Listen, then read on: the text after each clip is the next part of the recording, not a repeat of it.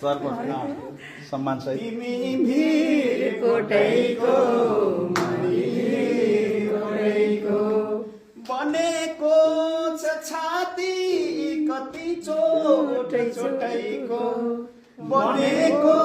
छ छाती कति चोट चोटैको तिमी भिर कोटैको मणि भिर कोटैको ती पाखा पखेरा झरना खोलाको ती पाखा पखेरा झरना खोलाको